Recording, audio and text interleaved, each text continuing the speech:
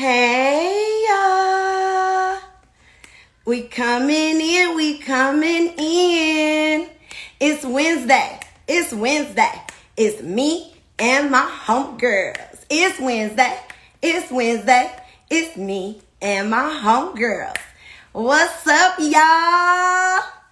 It is Wednesday. It is me and my homegirls day. Hey, Stefan, how you doing? Hey, Jazz. Hey, Asia. So good to see everybody. I'm so glad you guys all joined. I know it's a different time. I know my homeboys too. You right. It's me and my homegirls and my homeboys today. Okay? I'm so excited to be here today with y'all because today I get a chance to talk about a topic I am so passionate about, which is the special needs community and autism awareness. So I am super excited. Hey, Asia. Hey, Ebony. You ain't got to leave, Stefan. You can stay right up in here, okay? Thank y'all for tuning in. I know it's a new time, Sis out here working, you know what I'm saying? So had to do a new time this week, but I'm super excited to talk to you guys. So I'll just jump right on in as to why I felt it was so important. Thank you, Marissa. I tried, child. But no, I want to talk to you guys about why I felt it was so important to talk about autism awareness. So it is Autism Awareness Month. And for many that don't already know, I am a special education teacher and have been for the past 14 years. And it's so funny because I did not go to college with the expectation of being a special education teacher. I feel like special education found me, right?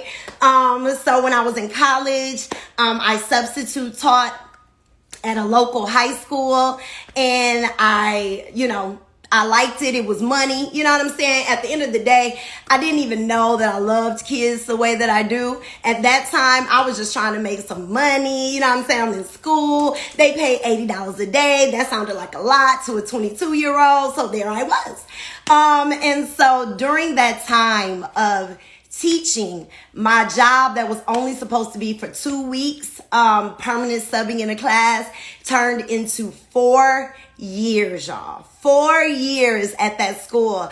And while I was in the job, I totally fell in love with teaching the special needs population. But more than anything, I felt the need of advocacy. I saw how often they were overlooked. I saw how often they lacked the resources and supports. I've always worked in the inner city schools. And so inner city schools are notorious for not having the supports that are needed. But working in the special needs population, I realized just how often they are overlooked. And so I definitely want to spread awareness to the special needs community. But in addition to that, I also wanted to talk about some of the stigmas that are in our community, right? Because our Black men, we already have enough labels on us. And oftentimes when it comes to our young Black boys, because with autism, it does primarily affect boys more than it does girls, but there are also women with autism. It often goes undiagnosed. I don't have time to go down that full roller coaster ride, but oftentimes autism is associated with males. And with our Black males, we already have so many labels put on them. So oftentimes I see parents be reluctant to get their child tested, be reluctant to allow them to receive the services because they feel like their child would be labeled once more with even more labels. And so I wanted to spread awareness because one thing that I've learned through education is that the brain grows the most in your life, birth through 5. So just think about how precious those years are in the very beginning in beating and making sure that we tackle some of the things that our children are lacking, right? So whether that's communication development, whether that's social interaction, the earlier that we can put supports in place, the better the outcome for the student, the better the chances they'll be mainstream with the rest of the general population. So I wanted to just allow my platform the opportunity to talk about the special needs community, but definitely autism awareness, some of the early development that, children should have, or what you should look out for, so that you know when your child should be assessed, when it's time to talk to a pediatrician. So I'll jump right in. So I am not only a special education teacher, but I am also a resource specialist. So what a resource specialist is we are special education teachers that work with both the teacher as well as the student to help students be mainstream with general education students. So throughout my time being a resource specialist, I did begin assessing. And when I got into the assessment community and I was with the psychologist and the speech therapist, I was there at the very beginning of the child's development. We normally test children between the ages of 3 and 5 to see if they qualify for special education services. And so I began assessing, and that's when I saw how much of a need there is for knowledge and for understanding. And so with a child, each child develops differently. All of them. It does not matter. Even children with autism, people say, one thing we say in special ed is if you've met one autistic person, you've met one autistic person. Everybody is different. It is a full spectrum. It is still being learned about. We're finding out so much new information, but it is a full spectrum. So let's keep that in mind. That's number one. Number two, when it comes to children's development, like I said, all kids develop differently, right? Some kids are potty trained earlier than some. Some kids begin to interact and talk later than others. But one thing that I always tell parents is right around the age of 2.5, language development is very, very important. It's important to see that the child is able to communicate with you their needs. They don't need to have a vast vocabulary. So don't get caught up in the comparison, because all children, like I said, develop differently. So it's not about how extensive their vocabulary is. It's, are they able to express themselves to you verbally and be able to communicate their needs? So if around the age of 2.5, you start to see that the child is not necessarily able to communicate with you like they were once before, or if they never achieved that skill of communication, that's when it's time to just reach out to the pediatrician. That's always the first step. It's just to let your doctor know, because your doctor has seen your child develop. And it's different for preemies, right? Preemies develop a little later than typical peers. And so speaking with your pediatrician is absolutely the first step. So once you talk to your pediatrician about your concerns, oftentimes, if there's nothing to worry about, they will let you know that. But if there is a level of concern, they will direct you to either your local school district or the regional center in your area.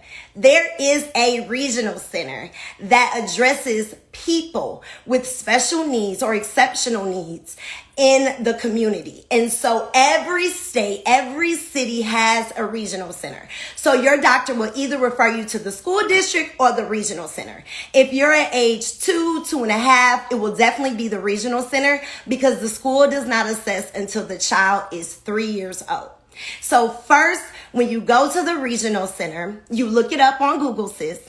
And then once you find the regional center, then you contact them and just let them know that you have concerns about your child. Whatever those concerns are. If it's purely communication, let them know that. If it's something that you see with their social interaction, also let them know that.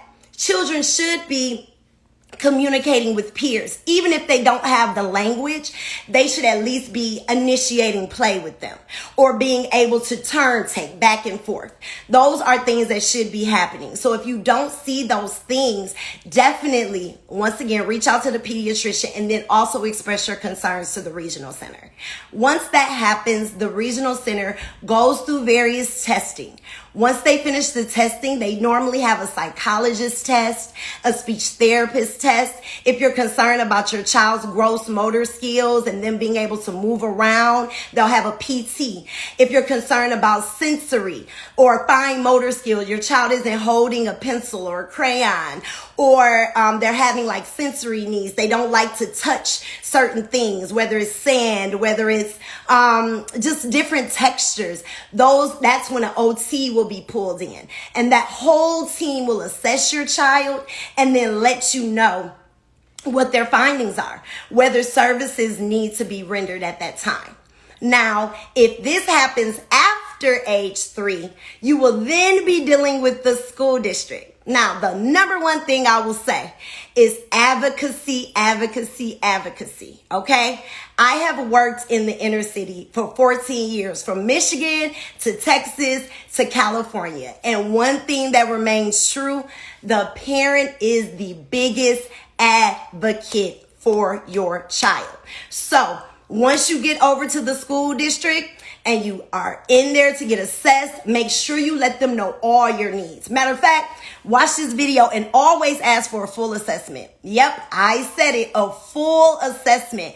That means a psychologist is testing. That means a speech therapist is testing, and an occupational therapist. Now, a PT, you don't necessarily need a physical therapist unless your child isn't able to walk upstairs or they aren't walking yet and they're already at the age 2.5, 3. Then you may want to have a PT also come in to make sure there are no gross motor concerns. But it is very, very important to get a full assessment, especially if you are dealing with the school district. The reason why I say that is because we have to be honest. Resources are short in the inner city already. So going over and above and testing in all areas, they will only do the bare minimum. That is everywhere. Like I said, I've been from Michigan to Texas to California. And also when I speak to my other friends who have children with autism or teachers that teach the same population, it remains true across the board. Bare minimum. So when you go in, if your child is already 3 and you're like, they're not talking, I don't really see them interacting, make sure you go to the school district and have them tested in all areas.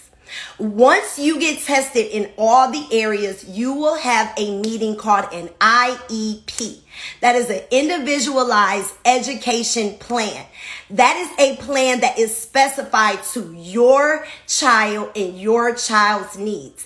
It is a legal document that the school district must follow. So after your assessment, when you meet with the psychologist, she will report on social emotional development, what is typical and what is atypical. If there is a concern or a need, that's the area in which she will cover. You will have a teacher, a special education teacher or a resource specialist like myself that will address academics, what's typical and what's not typical. When it comes to academics, it can go either way. Some kids aren't exposed to any academics prior to coming to school. So sometimes they don't know the academics. But because we work as a team, when we look at the social emotional development and we look at the fine motor, the gross motor, I'm able to make an educated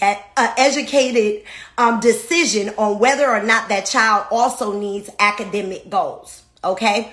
Then you'll have an occupational therapist that will attend the meeting. That occupational therapist will talk about fine motor concerns as well as sensory. Oftentimes, a child with autism will display what we call stimming. So stimming will be, you'll see them flapping their hands or covering their ears, or some of them, once they become verbal, they have they stutter. They do things like that. But that's because autism is a social disorder. It's all about social interaction and communication. So when they are in certain environments, if the lights are too bright or if the noise is too loud, it will cause them to stim.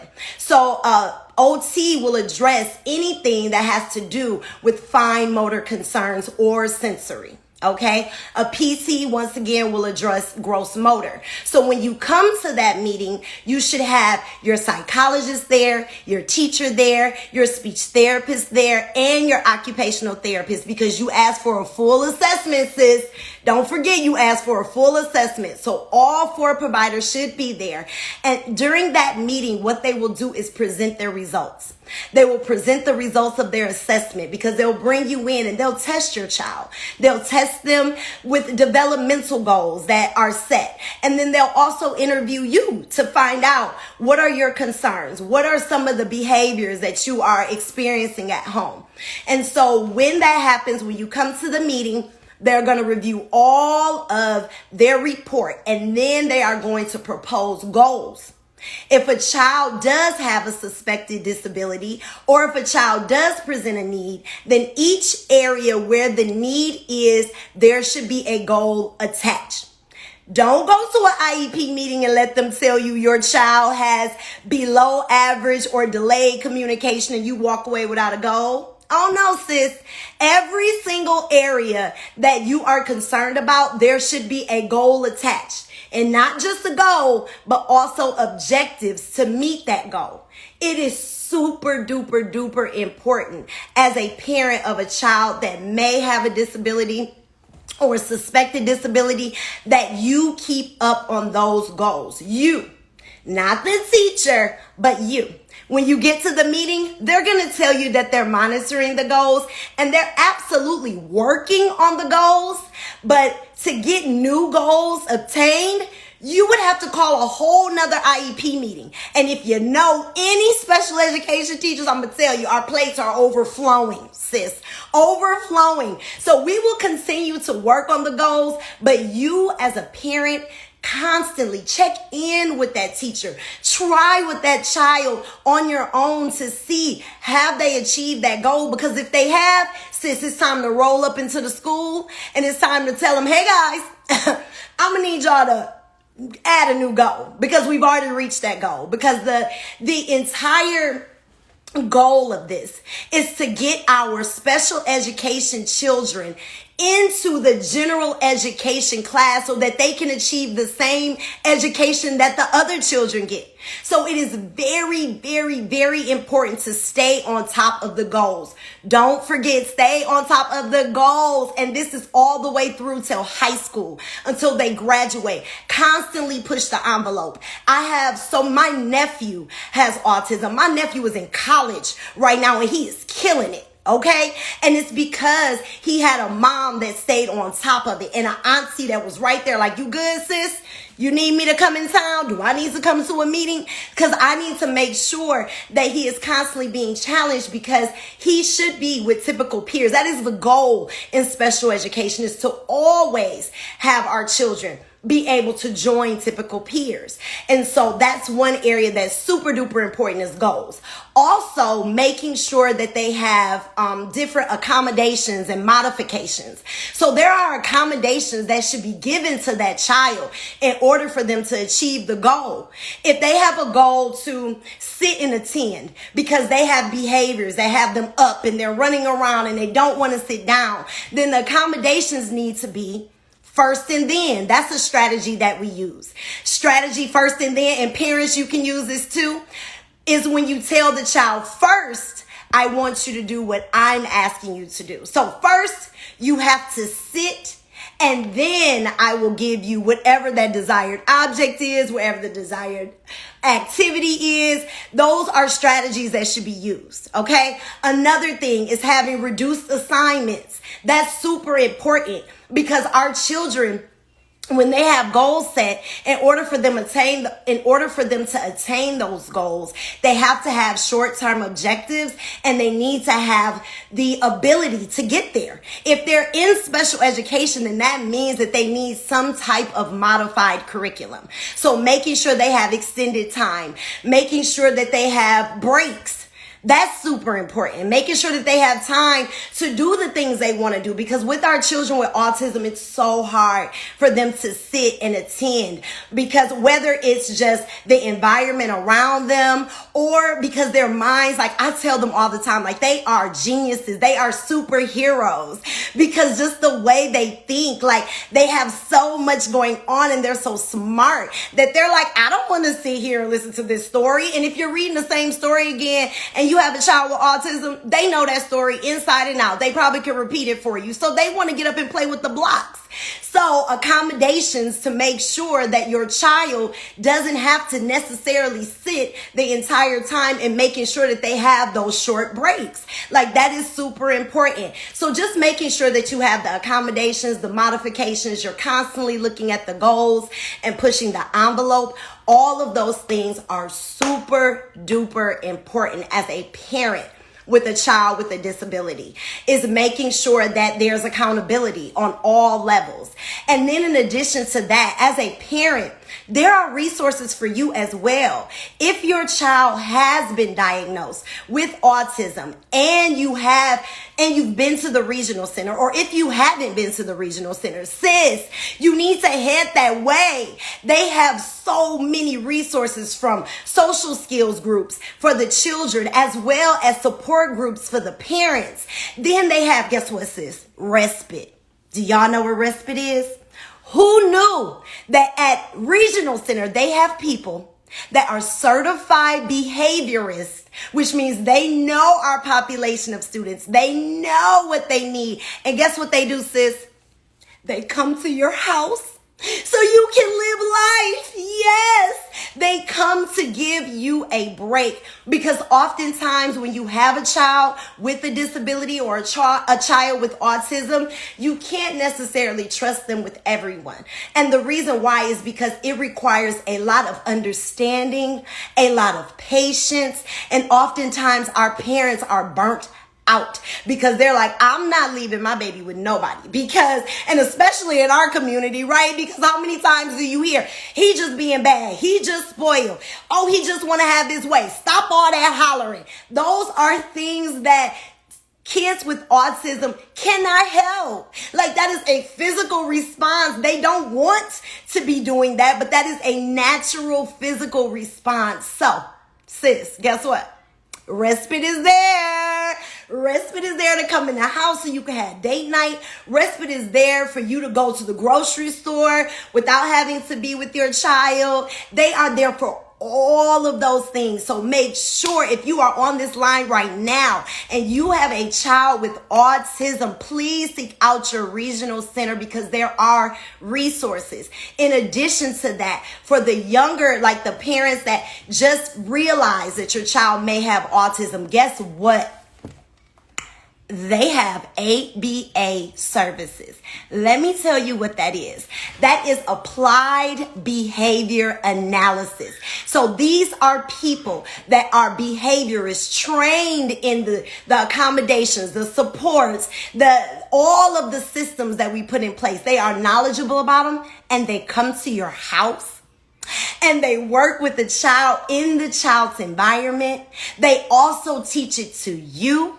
Okay, so ABA services are amazing. Your local regional center can provide you with so many resources. So please, please reach out to them, because seriously, everybody needs a break. And really and truly, I don't think anyone really understands what it's like, even for a parent that has a child with autism, especially an African American parent. And I say that just because of the stigmas in our community. Oftentimes it can be very embarrassing. It can be very hard to explain to people when they have a certain expectancy of just children typically developing. And so I want to take a moment to bring in a parent that I met at Inglewood Unified School District while I was working there, and she came in and said, you know what? I'm going to make sure my child gets the resources that they need. I'm going to make sure that you guys follow all of the steps, all the procedures that needed to be done. So I want to bring my friend Asia in here. She has become a friend. She has went from a parent at friend, and I need you guys to hear from her because she is so amazing. Her son is so amazing.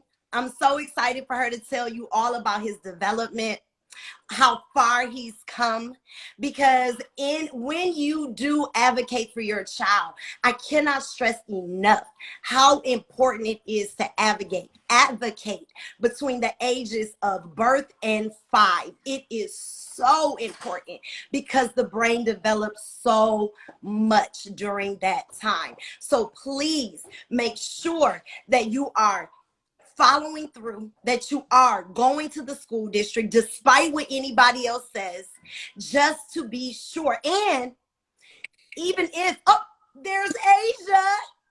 There's Asia. Hey, Hi, Layla. Asia.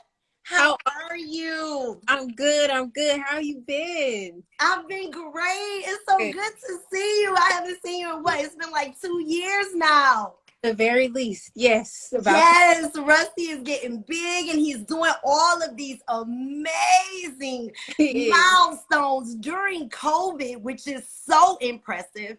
It speaks to you more than anything because it's not much that, we're able to do virtually, but you at home, Asia, my gosh. So I want you to start from the beginning because I think it's important for parents when they have a child, especially when it's their first child, they don't know what to look for as far as development. So at what point did you realize that Russell wasn't typically developing? Okay, so Russell is actually my second baby. I have total. So I have his older sister Joy. She's just turned 7, and then I have my beautiful Rusty, who's just my apple of my eye, just my baby. But basically around 2.5, 3 years old is when I started to just pay close attention to him specifically. I already had his sister, and he's pretty much on this just regular, hitting all her milestones. But for him, I just noticed there was a little bit of a delay. So what kind of delays did you see? Specifically, more so with speech. Yeah. That was where I just kind of raised a little bit of an eyebrow. I just figured girls develop a lot faster, Yeah. I kind of brushed it off to that, but it's like when you are a mom, and especially when you're an obsessed mom like myself, I was just like, okay, at the very least, I want to bring it up to his pediatrician. Yeah. So I did. At his 3-year doctor's appointment, I had a conversation with this doctor, and she says, she gave me that long list that they give you and ask, hey, what are the milestones that he's hitting? And also at the end, do I have any concerns? So I noticed the list of checkoffs wasn't quite where I personally wanted it to be. So she asked me if I had any concerns, and I told her, I expressed my concerns more so about his speech. And which is very typical to all my parents that are on here.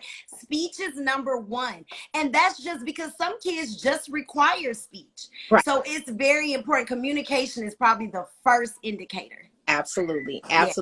So it was something that was just kind of nagging me. First I just thought, maybe he's just a little bit, a little further along, a little less along than his sister, but still just something, just kind of just ask. So I went with it. I asked, and she said, okay, well, it's probably no big deal, but we're going to go ahead and get you over to the regional center, which you had already mentioned before. So, and the pediatrician gave you the referral? Yes, she did. Yes, Perfect. She gave me the referral to the regional center, and it's pretty much Black history from there. I mean, we went to the regional center. They were great. They had him assessed.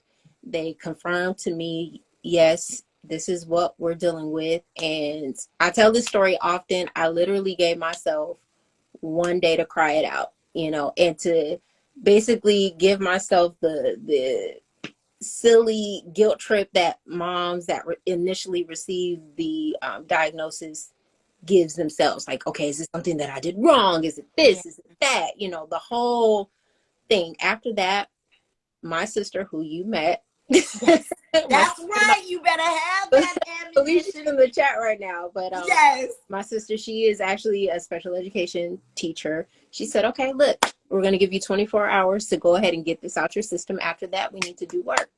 Yeah. Because what we're not going to do is sit in self-pity. We're going to go ahead and be proactive. So that's Yeah. what we did. And And just before we continue, for any parents that are watching, it is not anything that you did or anything that wasn't right. Like, you have to understand, this is a superpower. So absolutely. this baby is blessed. Do you understand? Yes. Abundantly. So it has nothing to do with anything that you've done or anything in your diet. It was nothing, none of those things. So let's get that out of here right now. Yes. Okay? Okay, now go. Clear. These are sometimes I've with other parents that I've spoken to, they share the same thing. You know, you take it, you internalize it like, oh my gosh, is it? But let me reassure you, it is absolutely nothing that you have done. It's nothing. Your kid is basically a superhero. Embrace it, Exactly.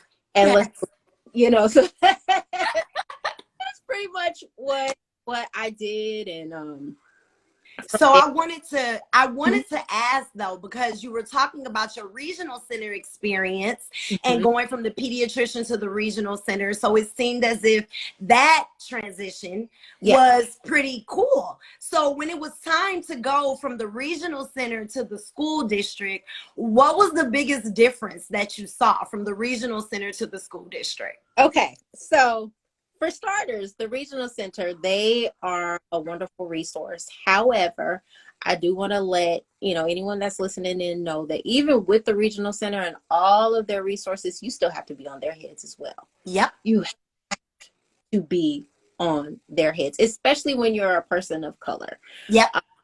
Have to, because I'm not sure if they look at you as a priority or not. I'm not going to make any assumptions on your life. Yeah. From my experience, but you, Absolutely. as a woman, specifically a woman of color, advocate for your son of color, you have to be proactive. Yes. So with them, they did give me resources, but I did end up doing a lot of legwork myself, which is how I found my son's ABA, which absolutely wonderful. You spoke about ABA, and I'm just in there. Yes, ABA.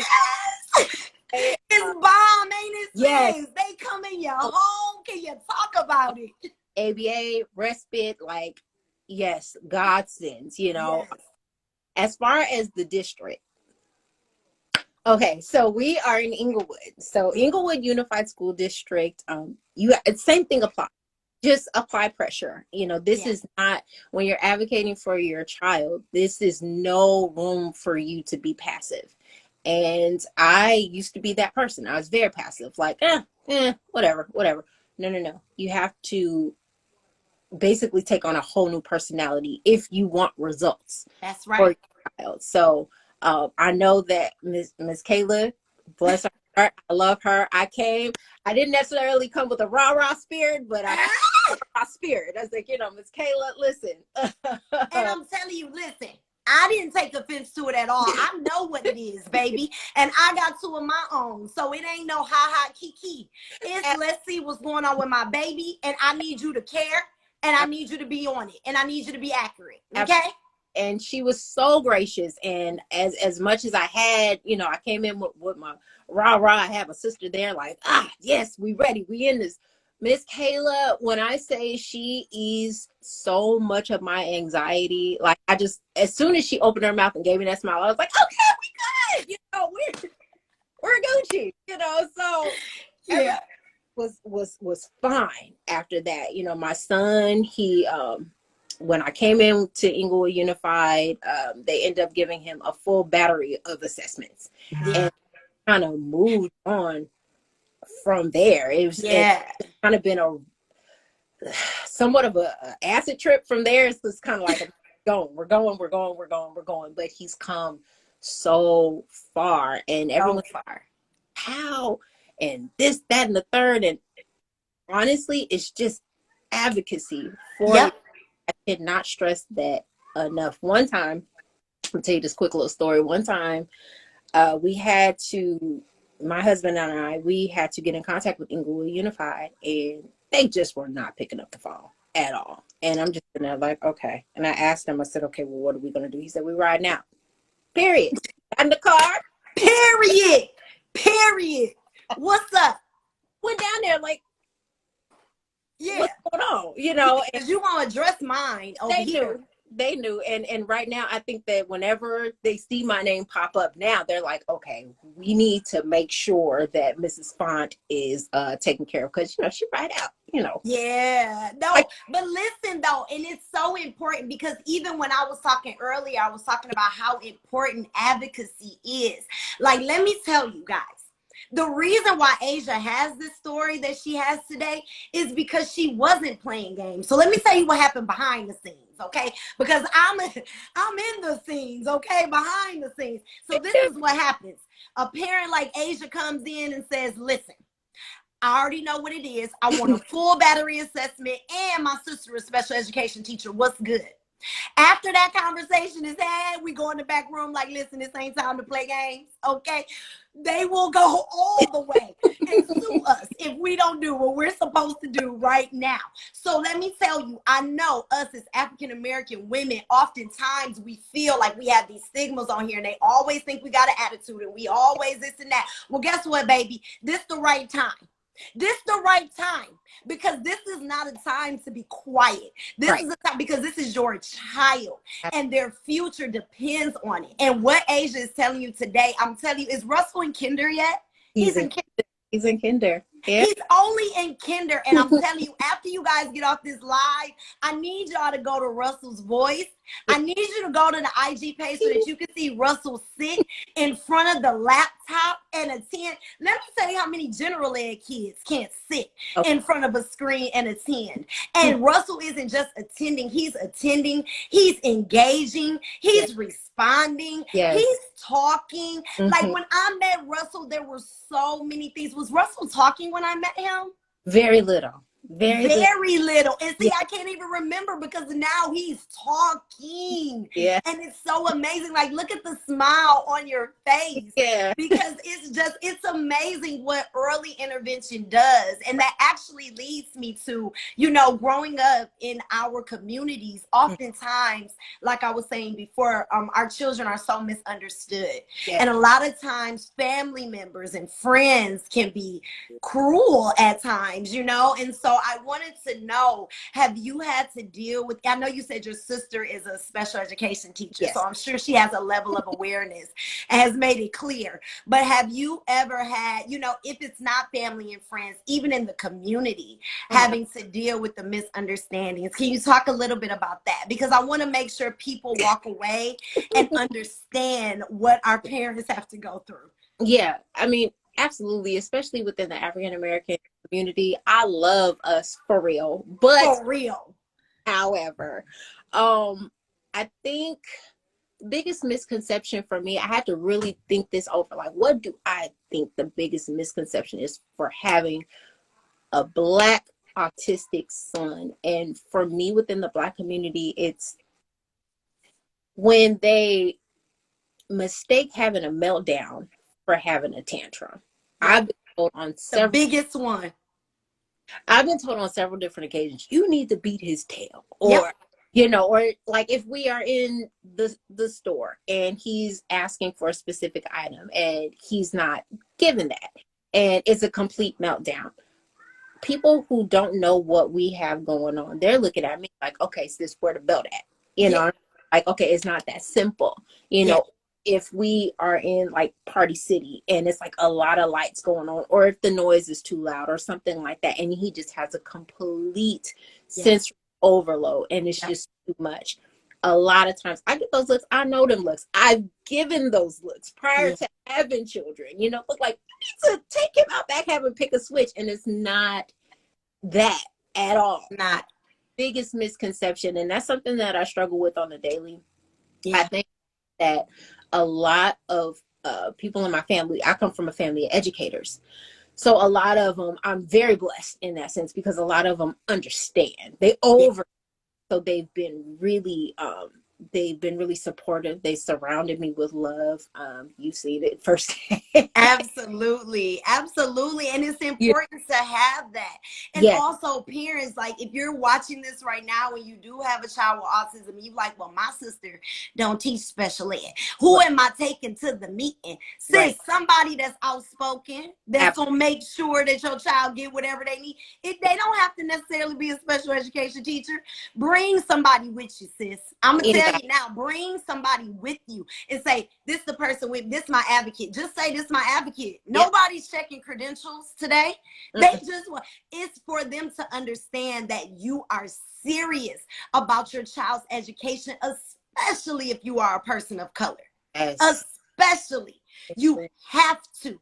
You have to. And just with, dealing with this, like you were saying, the misconception of a meltdown being a whole tantrum, and that's not the situation at hand. With all of the things that we're seeing with young African American men and these senseless killings that are happening, as a mother, what is your biggest concern for Russell's future? And what would you have for people to understand? Oh gosh, I don't want to cry. I just think about Matthew Rush. I Yep. think about Elijah McClain. I think about even things that just recently happened with the young man. I think his name was Jedi Oru. He's 7 years old. If anybody doesn't know about him, he's 7 years old. He's riding on the back of the school bus. He took his mask off. The bus driver, instead of taking the proper steps in order to get him to basically get his mask back on, he calls the police on him. The 7-year-old was arrested. You understand what I'm saying? Stuff like that freaks me out. It freaks me out Yeah. about just my son existing in the climate of today. I can't even imagine him in a world past 5 years old, because that's pretty much where we are right now. Yeah. So just imagining him as an adult, honestly, it frightens the crap out of me. And it doesn't matter. Like, my husband is he is in law enforcement. So you would think that that comes with a sense of comfort, like, oh, he'll be fine. His dad, enforcement, he's fine. I'm still scared. I'm scared. I'm completely frightened. I feel like there's not enough training with with law enforcement as far as handling our special babies. And I just feel like there's something that needs to be put in place for our children, because honestly, I'm scared to death. And Russell has come a long way, and I do see independence in his future. Absolutely. But the thing about it is he's still autistic, and there's still some things that make him different than other children. And so some things he may not understand that's going on that may be viewed by society as wrong. Yeah. That will get him arrested. And in the hands of somebody that looks at his color as a threat, and care to see that he's anything beyond just being a Black man, terrifies me. Yeah. Absolutely. Absolutely. Is a son of the highest. So with my anxiety, I know that God is going to protect him. God protects him way more than I could ever imagine. So with that, I take comfort in that. But just the mom in me, I'm just like, ah. Yes. And it's tough because, like you said, like, that's my population of students. That's the students that I work with every day. And even like you were talking about Elijah McClain, like, he knew the right things to say, because oftentimes children with autism, they learn rote speech. So those are things like statements that are made, and they memorize those statements so that they know the right things to say to be able to communicate back and forth, because it is a social interaction and communication type of disorder. And so, with seeing that, it's absolutely, alarming. And that's why it's so important to do things like this. It's so important to spread awareness and speak out about the things that we see, with our children. What are some of the behaviors, so so that, because I feel like the more that you are aware, the more that you're able to have some level of understanding or some type of empathy, you know, once you have an understanding of what's going on. And so I'm so happy that you were able to join me today, Asia. Thank you So good so to meet you. much. Like, you are just amazing. I'm telling you, you're a mom that I will never forget. And I go back and I tell the speech therapist and the OT, I'm like, oh my gosh, y'all got to see Russell. Because, you know, he's not in preschool no more. So we get so excited when we see all of the milestones and how far he's come. But Asia, I want to do this publicly. I just want to acknowledge all that you are doing for Russell, the way that you have dedicated so much time, so many resources, how you have went above and beyond. Asia, I see you. I see you. And Russell will be such a blessed child because he has you. That's the reason. So when I come across parents and they have children with autism, I'm looking at, wow, who's this parent that God was so mindful of you that he said, you know what, I trust you with my beloved. And that's exactly what you've done, Asia. You're amazing. You're amazing. Thank you so much for what you do for Russell. Thank you for setting this example for so many parents, letting them know, hey, girl, you're not by yourself. You know, you're not by yourself. And we're going to all come together and find ways to be able to spread awareness, to be able to, you know, come together and support one another. And speaking of awareness, I know Russell's Voice. Do you have a foundation? Or is it just a support group? Because I've seen y'all do stuff together. Yes. We are currently, we don't have a foundation right now. That is something that is in the works. So please follow Russell's Voice. Follow me. I see Levi's mom on here, one of my other babies. Yes, please follow Russell's Voice. Yes, follow Russell's Voice. We're local. We're in Inglewood. I'm not sure how many Inglewood parents we have, but we are here in the city of Inglewood. Right now, we do have a page on the Walk for Autism.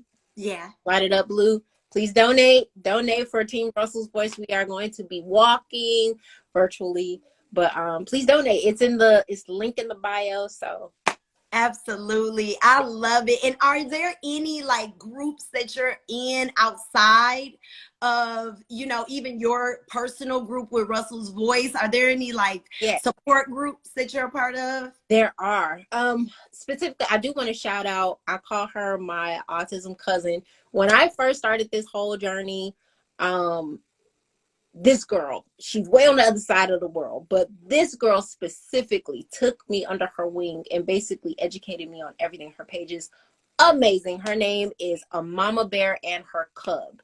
And A Mama Bear and Her Cub. All one word. A Mama Bear and Her Cub. Her name is Tiffany. She's from Florida. She is amazing. Her and her son, Caleb. Basically, she's my guru. Whenever I have any questions, I go to her.